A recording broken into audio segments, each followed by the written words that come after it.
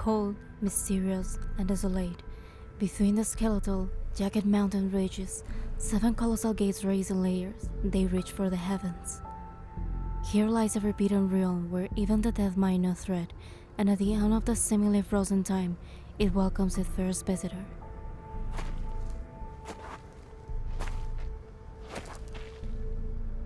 You are a supreme deity, the embodiment of annihilation and divine punishment. You possess unparalleled wisdom. Turn back. Do not set foot in Everlost where returning is impossible. You mustn't become one of those lamentations who are restless for all eternity. The Creatio stone from the primordial age. It lies in the netherworld, beyond the 7 gates, yes. You already possess supreme power. Why do you still seek the authority of creation? Beyond the 7 gates is a land where neither the sun nor the moon shine. Not even life and death can reach it. Your hands may be capable of bringing about the destruction of countless eons, and your divine gaze may see the end of time. Yet once you set foot in this realm, your divine authority and radiant glory will turn into flowing sand.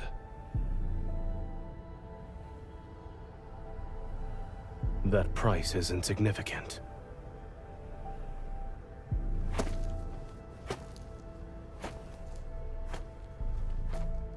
His steps no longer falter. The god crosses the threshold of the first gate and allows the surging waters to devour him. In boundless chaos, time and space whirl and surge. Only an ember-like world remains, nestled within the barely perceptible crevices of the void.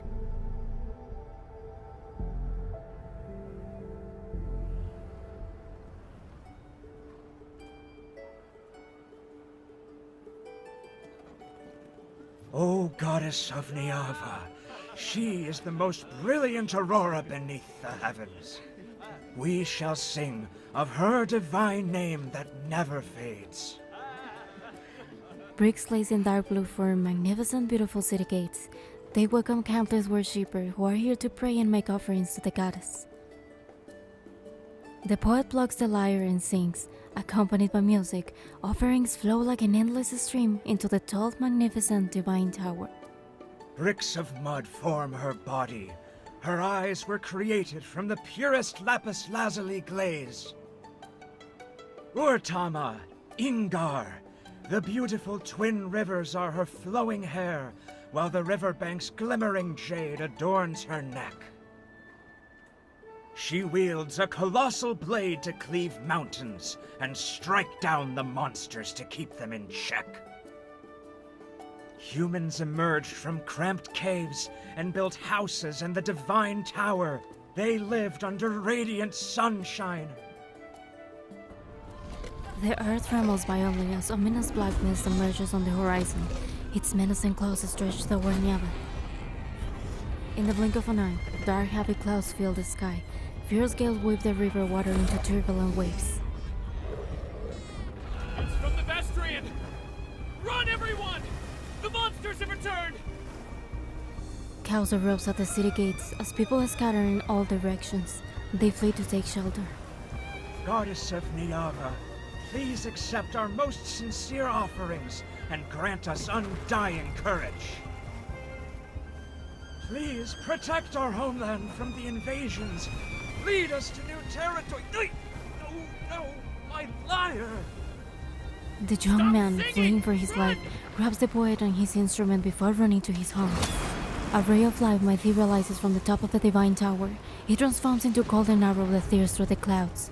Against the direction of the fleeing crowd, it rushes toward the distant horizon with the force of thunder and pierces the churning black mist.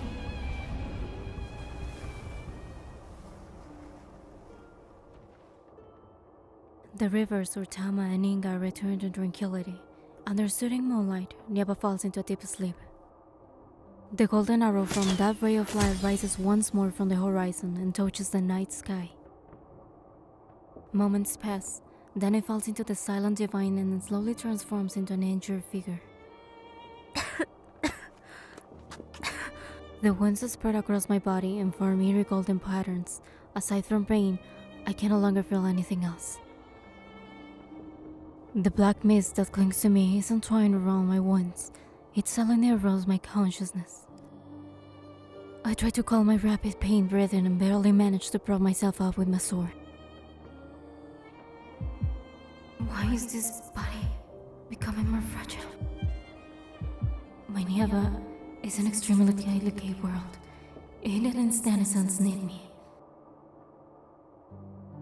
But the only one who can help me and save me. I grit my teeth. I don't want to say that name.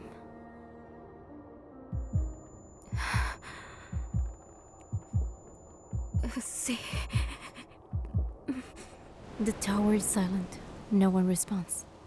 A name once familiar is stuck in my throat like a thorn, yet it lasts for a moment, before instinct for survival prevails over pride and resentment.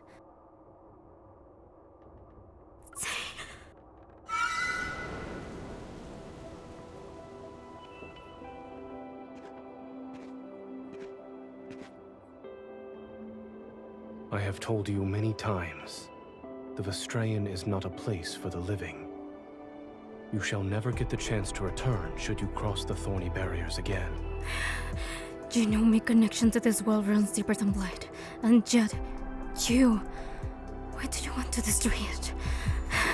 Dizzy and in pain, I collapse, but he catches me. The resentment and blame in my heart haven't subsided, but a louder voice drowns out everything.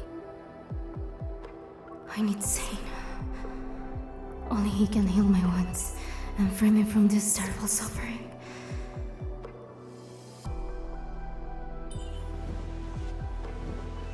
You? Even if you want to destroy Nyava, you still belong to me at this moment. Obey me. I need you to heal me now. Forcefully wrapping my arms around his neck, I bite Zane's lips. Give me. I want your power. Between us,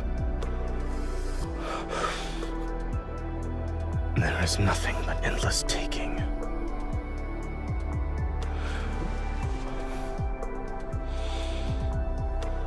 Behave.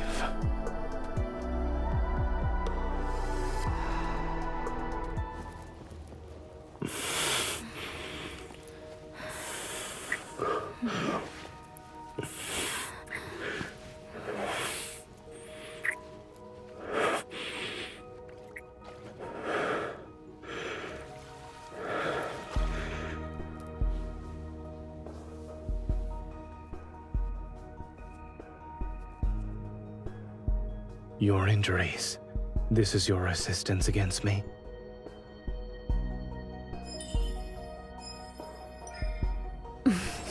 They are all because of you. To seek help from the gods, you should let the gods hear your supplications. I am a goddess. Understood.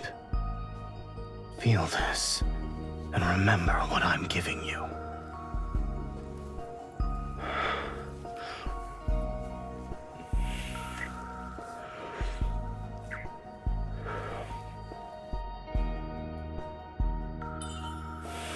It hurts, but his power keeps flowing.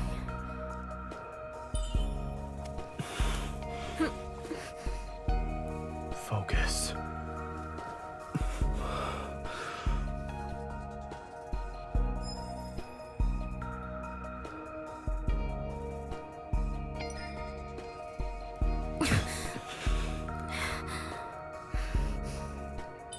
Don't even think about making me obey you. All of this is what you wished for, no?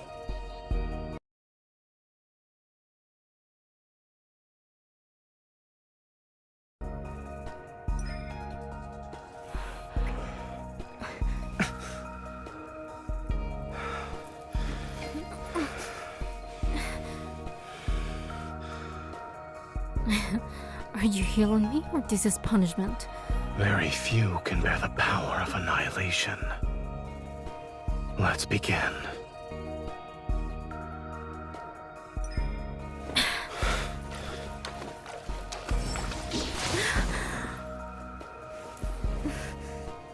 The ritual won't end because you want it to.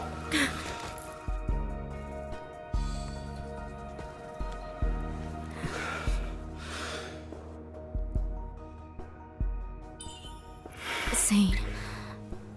Accept it. This is a power only you can possess.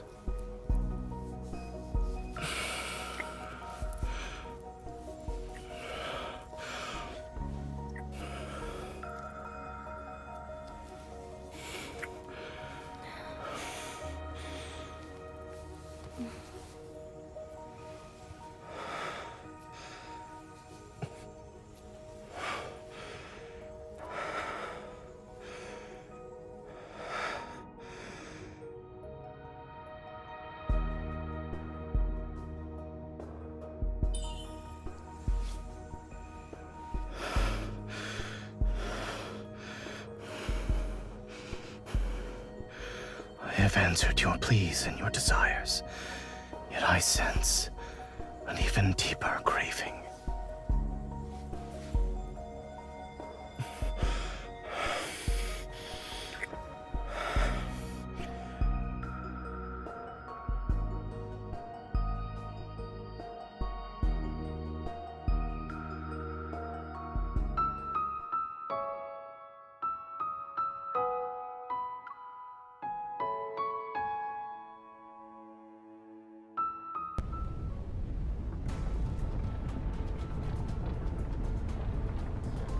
The last ray of heavenly light is about to be devoured.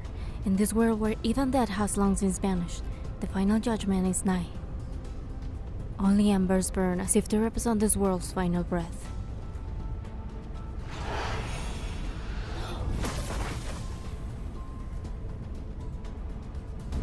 The natural order of fate is no more. Stop clinging to what remains. The longbow is taut like a crescent moon. Light converges onto the bowstring and transforms into arrows of molten gold. Heaven and earth sense imminent destruction. The air is filled with shrieks and wails. Annihilation balances the cosmic order. What shouldn't exist ought to crumble in Oblivion's hands. The arrow released from the bowstring transforms into several streams of golden light. Earth-shattering power is unleashed. A triangular spire materializes in the void. Trapped within the golden Anzu, its beak and feathers razor sharp, it can barely cling to life. Be gone. Zayne tightens his grip, and a golden dust falls through the gaps between his fingers.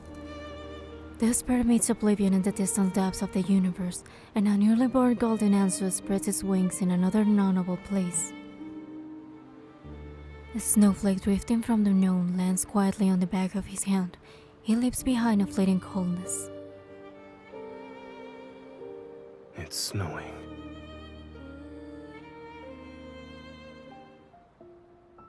Sunlight filters through magnificent curtains and casts shimmering ripples across the pool.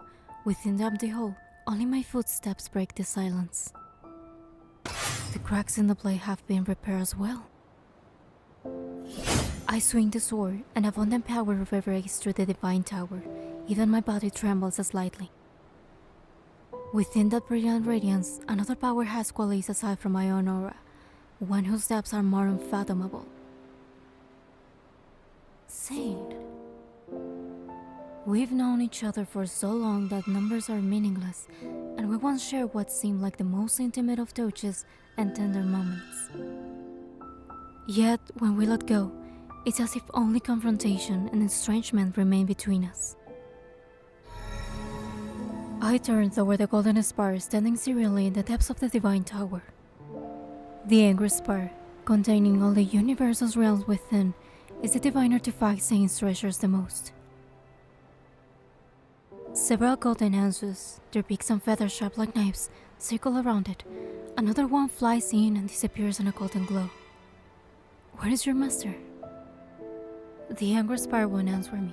The corner of my lips curl up. His absence is only to be expected. Otherwise, he tried to stop me. It's only natural that I protect Nyava and save my people. Yet he's determined to lead Nyava toward destruction and annihilation. A golden answer lands on my fingers. I let it nuzzle my hand and exhale.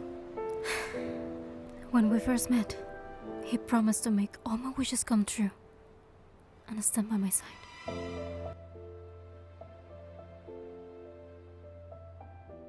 Long before the first grain of sand appeared in the high desert, before the first dream dove fell into Ortama's riverbed, my feet had already touched Nyava's cows and dust. All grew under my gaze and touch, and people learned to survive by following my divine edicts. I guided them to build their homes, and I severed every monster's head for them. They devoured everything they had to worship me, and used the most noble word in their hearts to address me as Goddess. An omnipotent guardian. Perhaps this is what it means to be a goddess.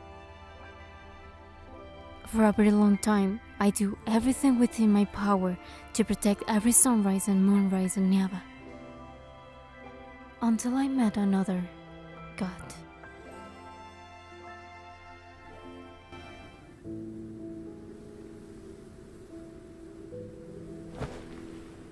Have you thought it over? I jumped down from a boulder. The god, whose name was Zayne, withdrew the angry spire. His expression was colder and harder than stone. I have declined your offer more than once. I shall not carve my name upon your destiny stone. I let out a derisive snort and drew my sword in an attempt to strike, but the blade's light had vanished without a trace before it could even reach him. See, with your immense strength, you can be a guardian of Nyava. I can tell you don't belong here, yes. You are like a sun that belongs to another world. If you don't carve your name upon the destiny stone, you'll disappear like sand. Once my name is carved into it, the trajectory of our fates will be inseparable. Are you desperate to forge an important covenant with a man whose name you only know? Why not? I told you my name too, did I not? You're willing to go to such lengths to make me stay. All for the sake of protecting these mortals?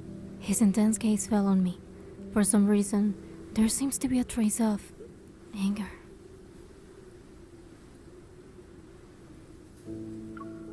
That's not all. I have other reasons, such as I looked at him and appreciated his appearance. You're handsome. Having you by my side will brighten my day. All I need to do is glance in your direction. Well, now will you accept my offer? No. He turned, walked away, and left behind a cold warning. Stop following me.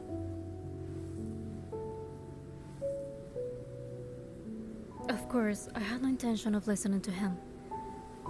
In this land, people passionately pursue what they desire. All of Nyava belongs to me, and Zayne will be no exception. He's standing in the same realm as I am, after all. But before I could catch up to him, an unexpected battle left my body severely damaged like never before. It was also then that I realized my body will deteriorate because I fought. There will be a day when I perish. And Zayne was actually the only god who could provide me succor.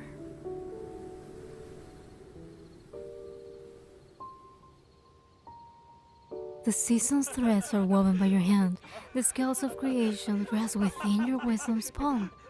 I lean back on the rattan bed and stare at the distant firelight and grouse while humming along to the hymns that drift over intermittently.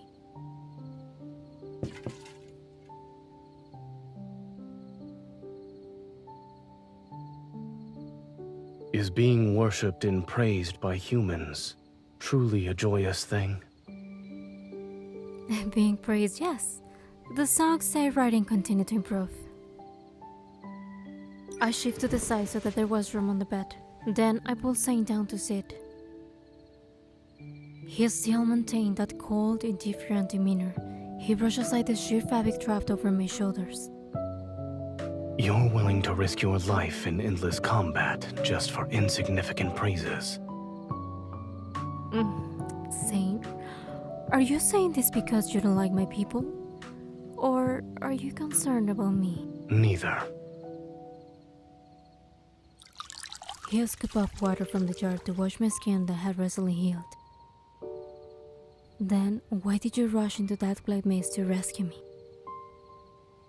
Your questions seem endless. Which means you have to get used to it. Although I was concerned about the black maze that appeared, I decided to focus my efforts on convincing Zayne to stay. He possessed power that even I could not match, and he could heal my body. I couldn't let him slip away. Shouldn't you reconsider my offer? We are more than strangers who know each other's names now. I gave him a meaningful look. When he had healed me, I had been somewhat unconscious. However, I remembered more than he thought. I don't need you to care for me.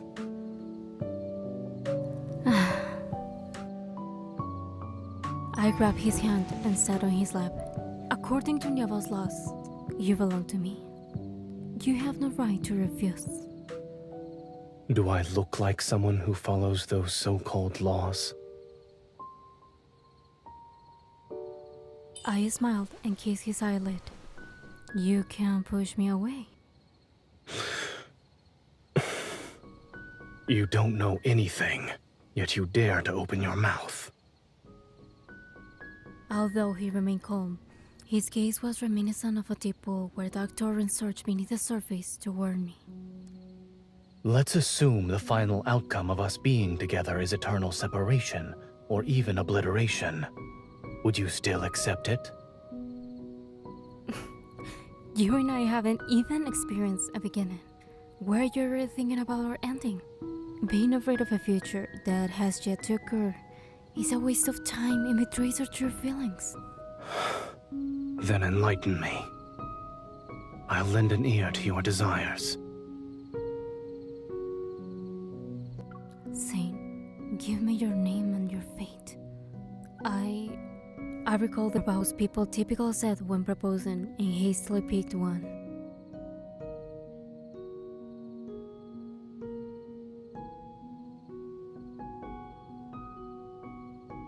I swear in Nyava's name that I shall be unwavering and everlasting. There won't be any regrets. Your vow is rather ordinary.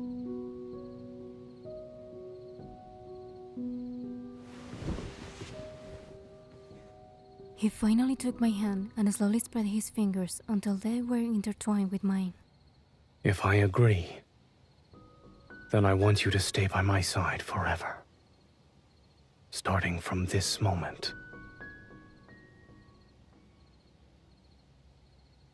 Starting from this moment, I shall forever remain by your side. Within the brilliant golden glow, my God responded to me. Our names will be carved together. From now on, I shall ensure your every wish comes true.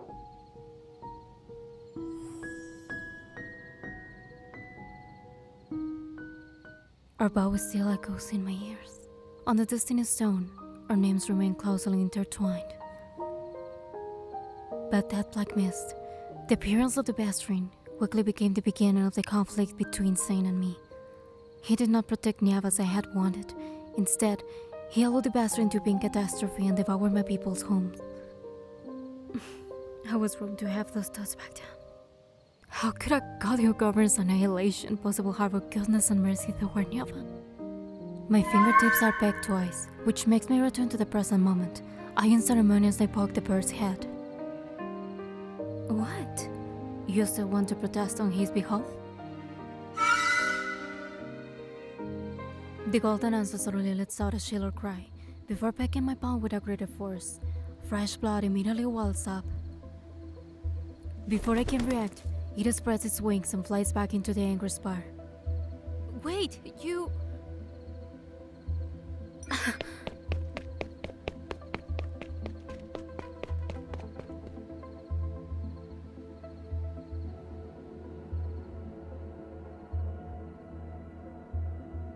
In this empty, ethereal space, golden light flows like a river. It constantly shifts into intricate patterns. I'm inside the anchor spar. That golden answer. My instincts make me immediately chase after it, yet when I finally see it, I watch as it plummets into the void, and fierce flames arouse when it falls. The bird is reduced to ash and smoke. A sudden sharp pain shoots through my heart, and I clutch my chest. Something strange appears on my palm. I open my hand and see the bloody marks left by the golden Enzo's beak. They dry and solidify into a crack across my palm.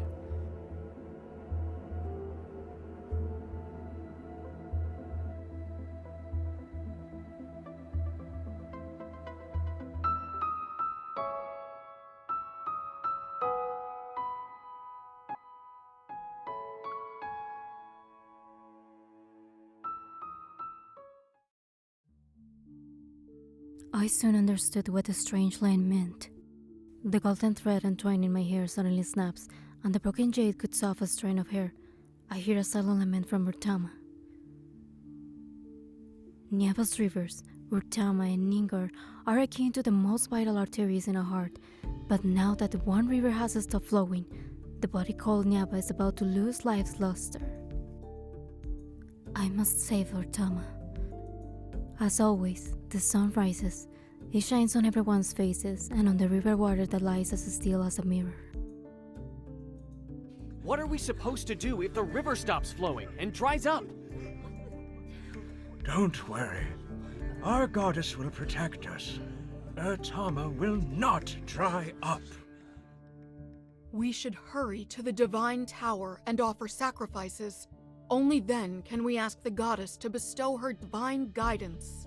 Walking along the riverbank, I can hear people discussing Urtama's strange condition. Maybe the goddess deliberately stopped the water to prevent the wheat fields on both riverbanks from being flooded again? Indeed. If this is planned by the goddess, then we should follow suit. It's time to compose new hymns. We must sing and abide by the actions of our goddess. The worry lingers on humans' faces for only a moment. They soon hum new melodies and continue on with their daily lives.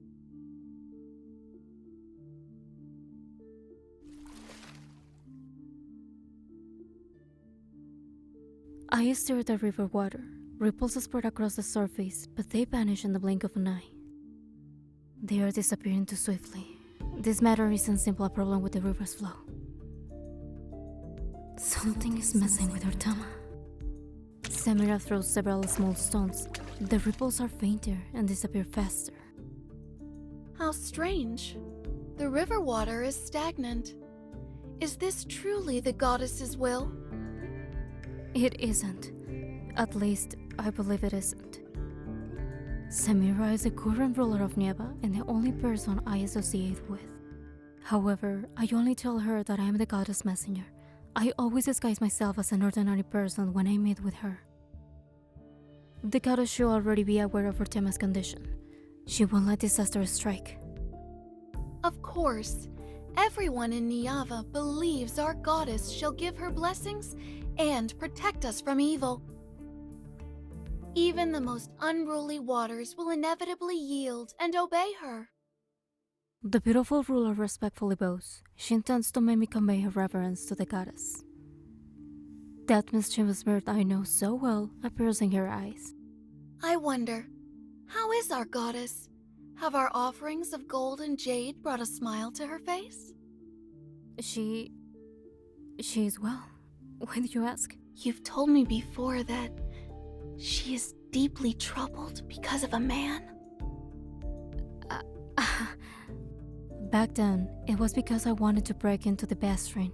Zen and I didn't speak for a long time. It just so happened that Samira was leading a group of worshippers at the Divine Tower. I couldn't help but share a few things. I didn't expect her to still remember. It wouldn't be appropriate for me to inquire about such matters. I tried to gloss over it, but displeasure and helplessness surfaced in my heart once more. After treating my injuries, Zane vanished without a trace again, and at some point, he also took the angry spark from the Divine Tower. He certainly returned to the Divine Tower, yet he won't even see me. How infuriating. But I'll admit I have never truly understood him. In addition, I even know less about what he wants to do.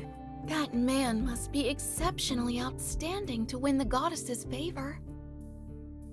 Beautiful roses always have sharp thorns, but everything under the heavens belongs to our goddess.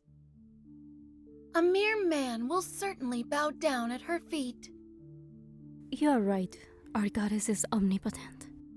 She will never admit defeat in front of him.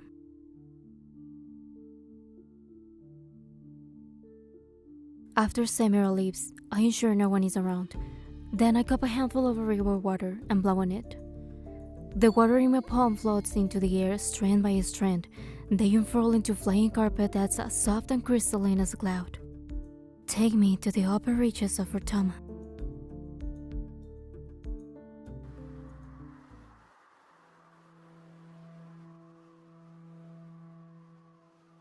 Mist spreads as the night deepens, and a subtle presence in the wind becomes increasingly pronounced. The closer I get to the source of Rotama, the more certain my suspicions become. This presence is the same as what I've been exposed to before. It's Saint's power. Is he stopping the river from flowing? Several strands of complex emotions are ensnaring my heart, and the flying carpet woven from the water seems to sense my restlessness. It speeds up.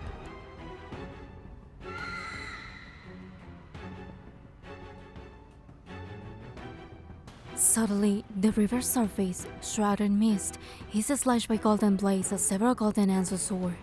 Golden answers? Saint is here. They fly without delay as if something urgent is driving them forward. Seeing that I had caught up, the golden answers cry out as they change direction. They quickly head toward the river's source. As if passing through an invisible barrier, violent winds materialize around me. They steer the water to create towering waves. At the end of the river's source, a monster covered entirely in crystals is entrenched. A strange, chaotic stream of light is wheeled around its body. Its mountain-like physique is blocking the water's flow. No wonder the river is stagnant. It's hideous and unlike the ones in Bestrin. The god who has been pursuing it wields his bow as he floats in midair. The mist is stirred and it swirls around his body. Under the dim moonlight, Saint's expression is cold and ruthless. His golden arrows are aimed at the injured roaring monster standing in the water.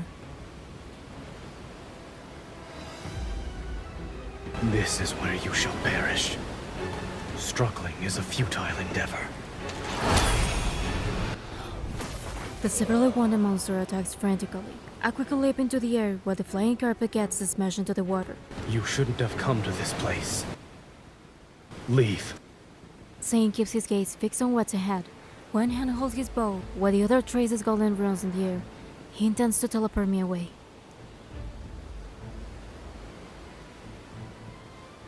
All of Nyava belongs to me. I can be anywhere in this world if I so wish. Over here. Don't give it another opening. I grab my sword and fly to Saint's side. The monster pivots and charges toward us. Perfect. Let's see how sharp my repair sword is. Saint raises his hand and summons the angry spark. Brilliant light spills out from the golden divine artifact. A burning mark is etched onto the monster's body. Aim for its weak spot. I see it. My vision is consumed by refulgent light as the power of resonance imbues my blade with tremendous energy. I swing my great sword to attack. Meanwhile, Saint's fingertips on the bowstring blaze with spectacular radiance.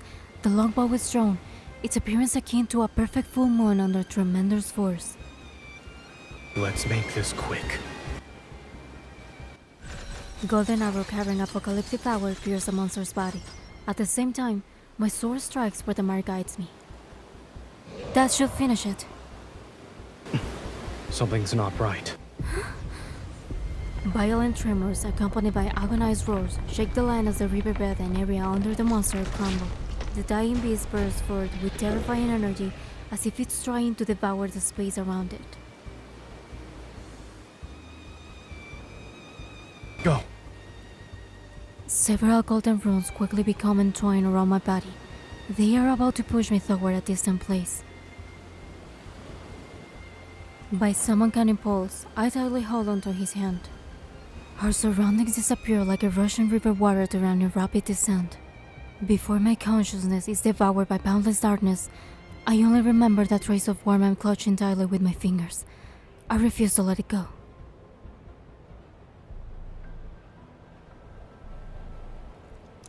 Bone-chilling coldness washes over me again and again.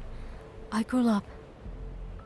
In the cracks between the universe and time itself, golden eternity's gaze lands on me.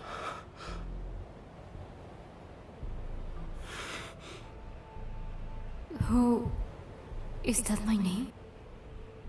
I went to see the voice's owner, but a hand suddenly covers my eyes. There's no need to rush. You need to sleep for a long time. The cold sensation fades. Warm golden light envelops me. There will be a day when we meet again.